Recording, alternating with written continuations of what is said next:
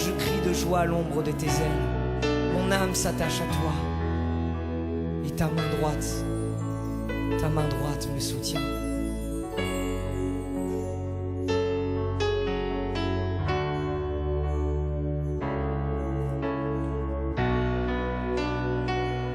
Bonjour à tous.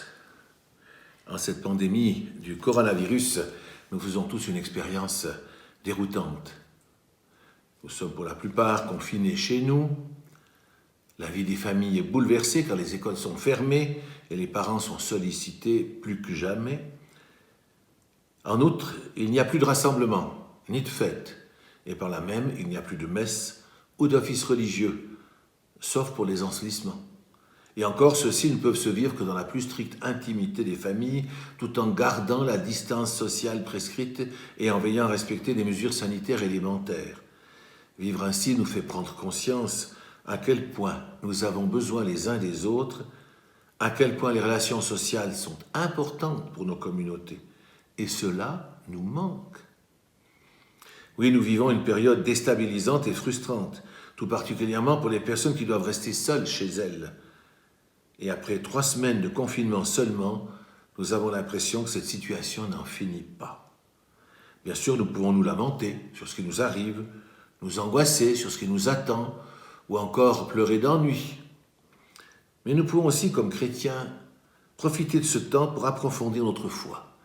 Car notre foi a plus que jamais besoin d'être nourrie pour demeurer vivante et rester une source d'espérance pour notre vie quotidienne, tout particulièrement en ces temps difficiles. Alors comment faire ?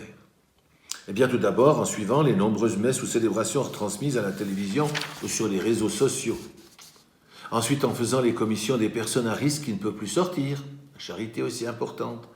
En prenant chaque jour du temps pour prier et le cas échéant, évidemment, en favorisant la prière en famille. En lisant des ouvrages qui ouvrent nos cœurs à la foi, qui l'approfondissent. Ou encore en méditant sur les lectures prévues pour les messes de chaque jour, ou au moins sur celles du dimanche et des fêtes. Et comme nous approchons de Pâques, je voudrais apporter ici ma modeste contribution. Je vous propose donc 5 temps de méditation sur la parole de Dieu en lien avec les célébrations majeures de la Semaine Sainte. Il y aura une méditation sur le dimanche des Rameaux, puis sur la messe en mémoire de la Scène du Seigneur, donc le jeudi saint. Une 3e sur la Passion du Seigneur, c'est le vendredi saint. Enfin, ensuite la veillée pascale, samedi saint au soir, et le dimanche de Pâques.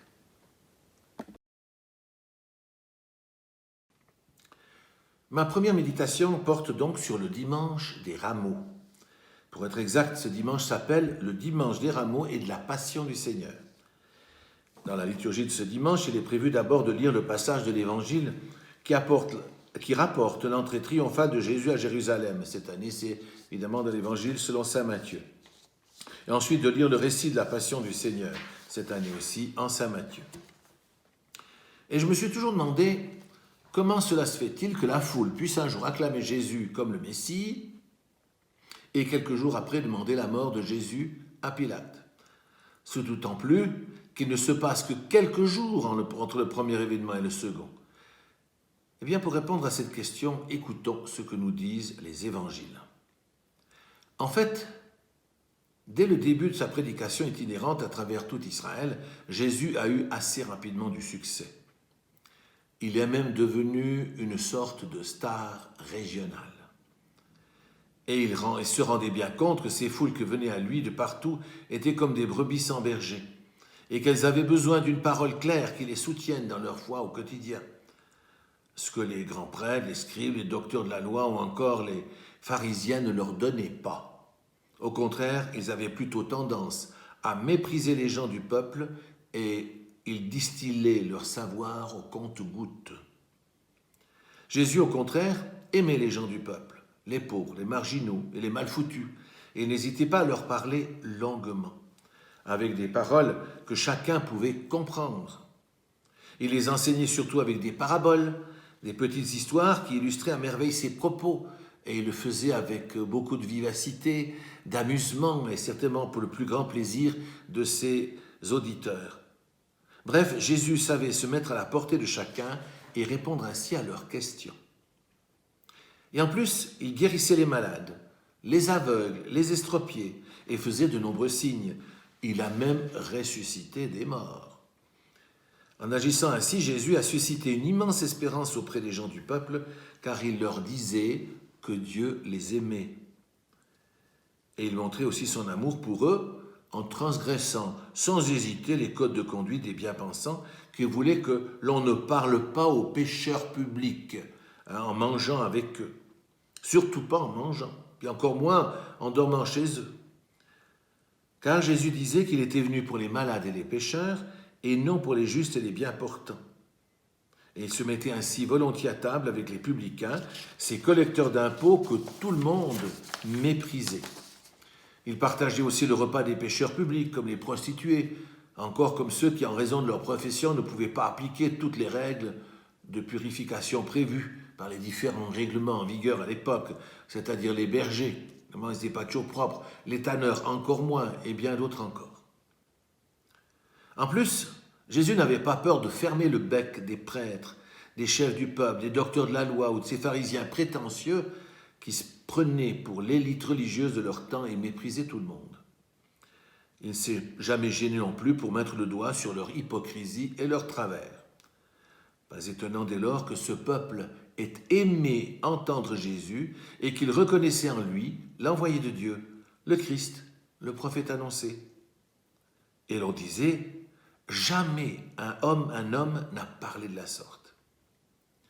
L'immense espérance que Jésus avait suscitée a été comme une immense vague, qui a fini par toucher également les foules de Jérusalem. Alors, quand Jésus fait son entrée triomphale dans la capitale d'Israël, toute la ville est en proie à l'agitation. Et même si certains demandent alors qui est cet homme, les foules répondent sans hésiter, c'est le prophète Jésus de Nazareth en Galilée. Bref, on peut dire que, grosso modo, le peuple dans son immense majorité croyait en Jésus, tandis que l'élite religieuse refusait de croire en lui, à quelques exceptions près.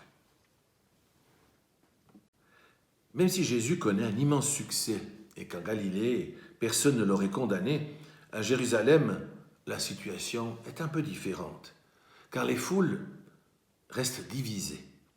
C'est ce que nous dit l'Évangile selon saint Jean.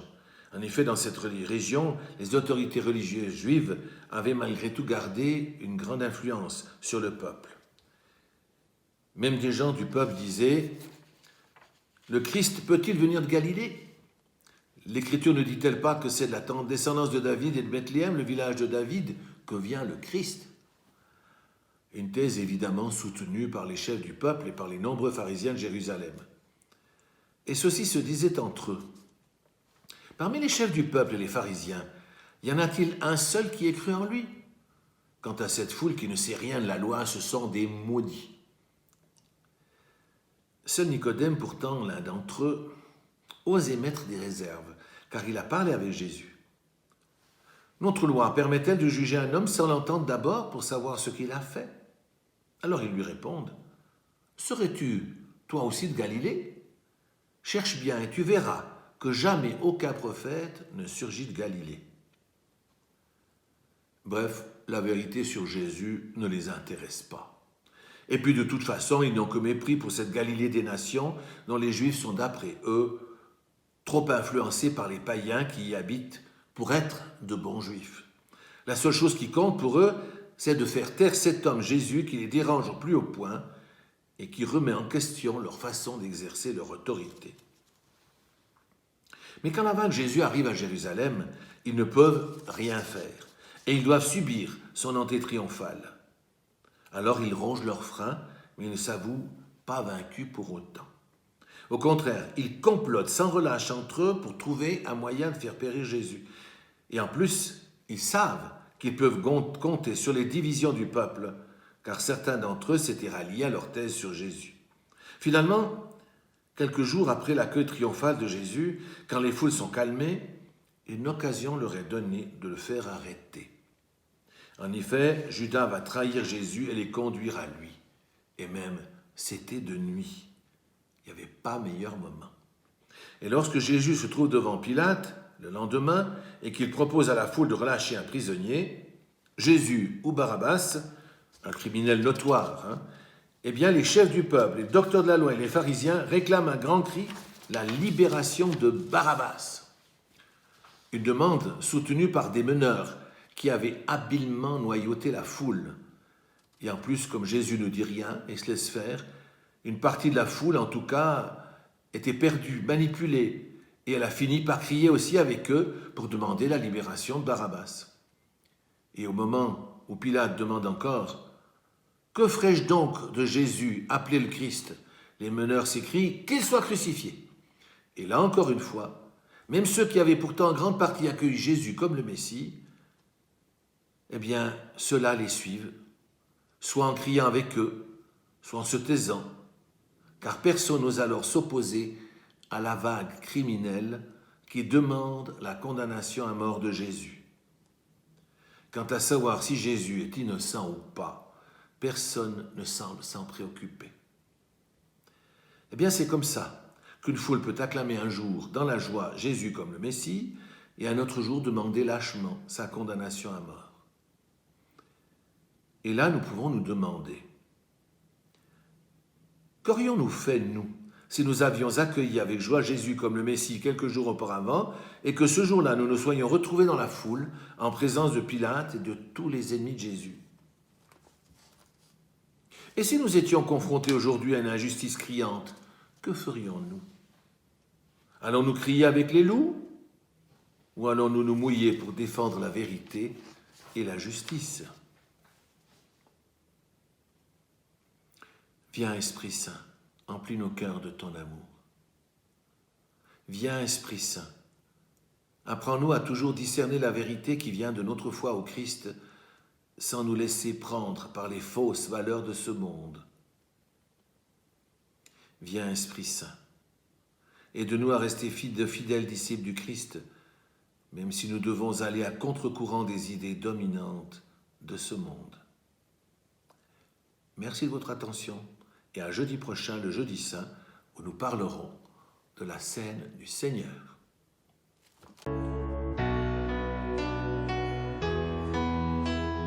Ouvre ton esprit.